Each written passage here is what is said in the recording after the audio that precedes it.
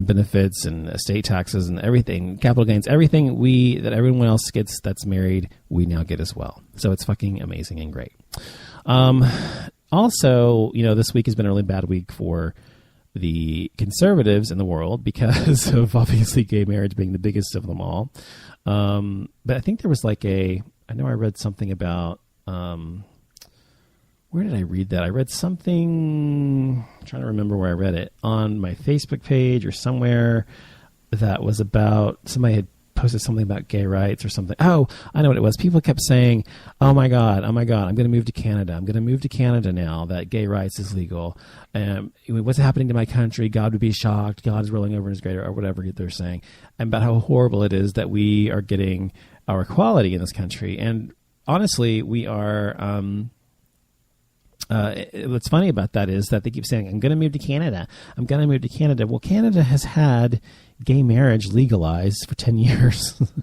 So to continue to say that doesn't make any fucking sense. You're going to move from the United States where they now have afforded gay marriage to move to somewhere else where it's gay marriage is also legal. Makes no fucking sense at all, obviously. So anyway, the good news is that people can now protect themselves. Marriage has so much, what's the word? Has so many benefits to it and protections legally that I think it's important that people actually, kind of figure out whether they're going to get married or not. But the other question is, is it a good idea to get married or not? And how will that change gay culture or whatever? Well, I don't think it'll change it much at all, because I think that, people have been getting married or having ceremonies or commitment ceremonies or whatever for a very long time, long before gay marriage was even a possibility in the minds of people. So it's not like it's going to change anything in that fashion or our culture. Not a lot, but there's a certain segment of the gay population that actually,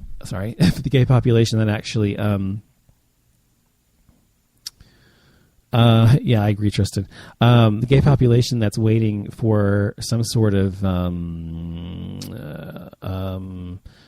that says actually that we as gays getting married somehow takes away our gayness or whatever, because as if being gay is all about being promiscuous or having open sex or going to clubs and shit like that, which is all stereotypes and stuff, which is not true of, I think, even most gay people, and maybe to some degree, but just like heterosexual girls and guys do the same shit, So, but my point is that they often say that we're losing our gayness, what makes us unique, and I think that the whole point of being having gay marriage and equality under the law is that we want to be just like everybody else. It doesn't mean be in terms of our choices in our culture, but it means be in terms of being equal under the law and in the eyes of others, of society.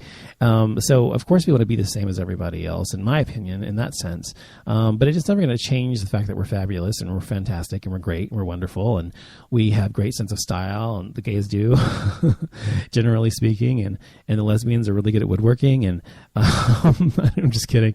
So I mean, it's like we are who we are. That's not going to ever change us in terms of what we are.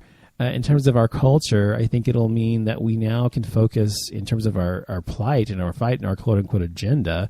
We can now focus on what's else is important for our civil liberties and our rights, as I mentioned earlier. Focus on those things and now move our focus from fighting for something that we've gained finally after such a long struggle to other things that are just as important. For example, like teen suicide in the gay community and bigotry in the gay community, both racially and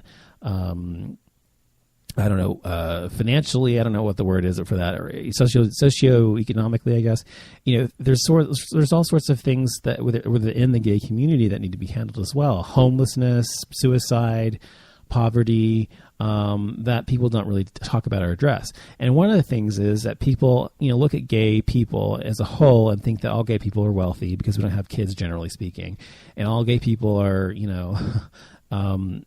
just dress the best, and I don't know what the word, all the stereotypes about gay people in general, which typically is about gay men, not necessarily everybody else in the gay community, which is not true. I think that the majority of gay men and gay women are just average people. They have average jobs, and they have, they're making ends meet just like everybody else, and they're doing what they can to make a life for themselves, whether that be with a partner or whether it be by themselves or with kids or without kids or whatever. Struggling with medical issues and illnesses and bills, insurance issues. I don't know what else. I mean, all sorts of every problem that a heterosexual has, gay people have as well. And so there are issues that are prevalent within our own community that I think that we need to focus on and fight for as well as the things we've been fighting for already. So I hope that we will turn our attention to that and also be kinder to each other as a community and actually look out for each other. I think that one of the great things about being a community, as we are, is having the power of that community behind you. And as you've seen, as we've accomplished with gay marriage, we can accomplish anything.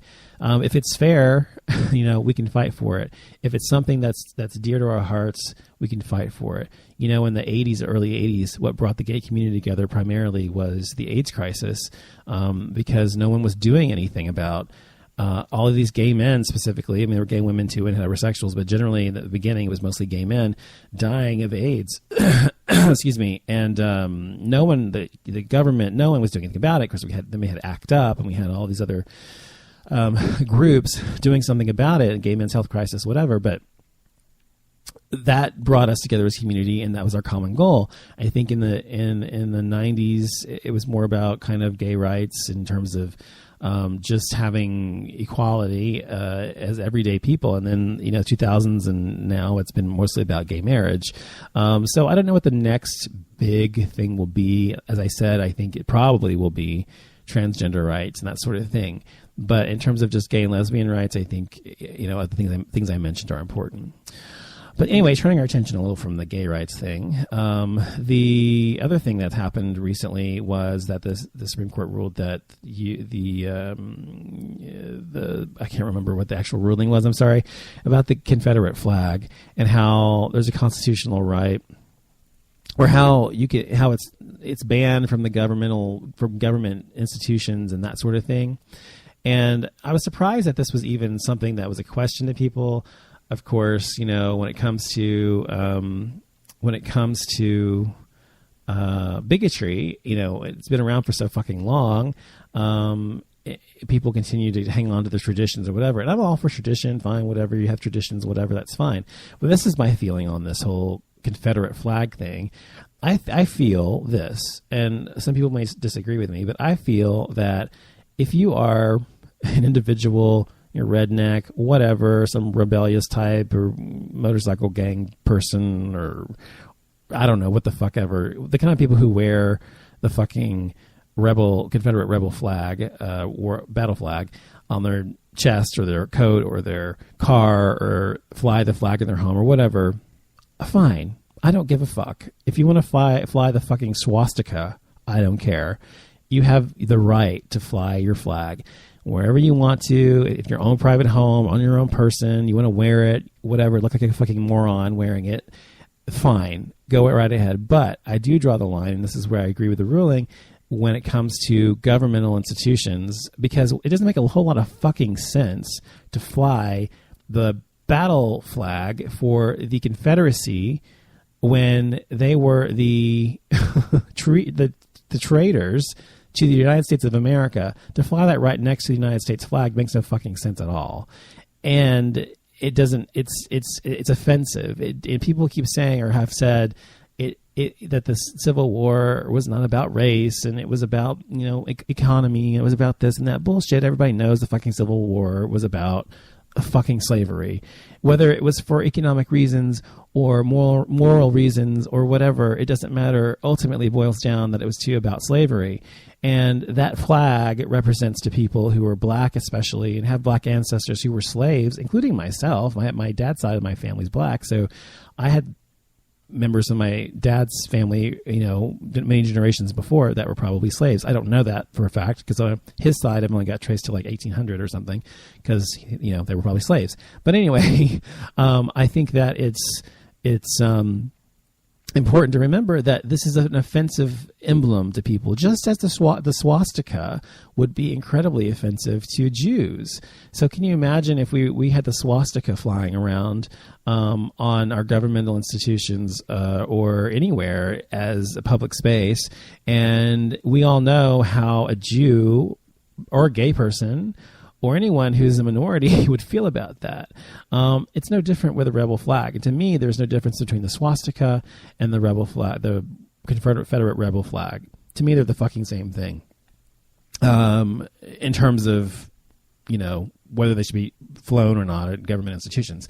So I feel that if you want to do it in your personal time, you want to have a fucking museum, whatever, more power to you. I don't give a fuck. But if you're going to have it in the public space, that's just uncalled for, wrong, and insensitive to an institution of horror, an institution of eons, hundreds of years of slavery that slavery went on. The Jews, or the Holocaust, for example, 6 million Jews or so were slayed and killed in the Holocaust. And then there were I think 10 million slaves or something. I don't know, more. I don't remember what the number is with the slave side. But over the course of 300 years or whatever it was, that slavery was around the United States. So you have these incredibly horrid institutions of bigotry that is represented by the Confederate flag and the swastika. So I don't find any valid reason for them to be flown at a government institution. I think that anyone with a rational brain would agree with me. And so these people who are fucking pissed off about, you're going to take my flag, you're going to take my flag, and they're running around the streets and in their fucking, trucks and shit, and with their fucking flags on their trucks or whatever, and yelling and screaming about how America's taking their rights away and shoot the nigger in the White House and all this kind of stuff. I mean, seriously. So I mean, honestly, all they're doing is proving the point and why it shouldn't be up in the first place. So if they want to have a little parade for themselves, that's fine, but I don't find there to be any reason to have that flag flying at all. So. And the other thing was abortion. Was it abortion? I can't remember the other. There was a third thing that the Supreme Court ruled on this week. Let me see if I can remember what it was. Let me look it up. Supreme Court rulings. Because I can't remember what the third thing was. But it also was very positive, and I was happy to hear about it. Let me see if it's on here. Okay. Oh, Obamacare. That's what it was. The other thing was Obamacare. Now, Obamacare is, of course, as you know, hold on, is the federally subsidized insurance plan for people who do not have health care. So if you are not someone who works for a company and that offers health care, then you can get health care of equal, quality through Obamacare. Someone like myself who is self-employed, and I don't employ any employees or anything anymore. It's just me. So I depend on things like Obamacare. Obamacare is why I have insurance. Obamacare does not care about pre-existing conditions. You can't be turned down, and there's no lifetime limit on how much they can spend. So if you have cancer, for example, they spend $1 million on you in maybe 2 years in treatments, then you're just shit out of luck in the third year because that's how it used to be. But with Obamacare, no longer is that the case.